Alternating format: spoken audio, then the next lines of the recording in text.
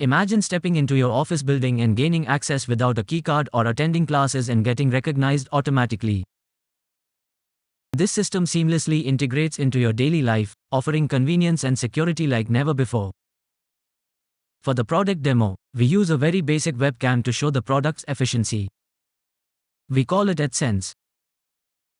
This system adapts to any device seamlessly, making it much more accessible and cost-effective, and we have built several models for various industry needs.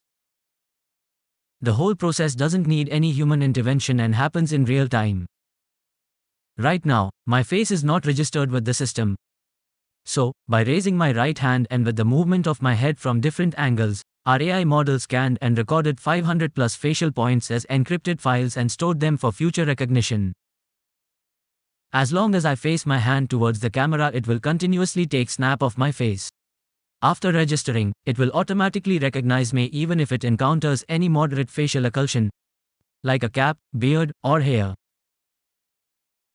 After several days of training and rigorous testing, we came up with a highly customized AI product capable of storing more than 500 plus facial points for recognizing them later in milliseconds, obviously adhering to the highest standards of data protection.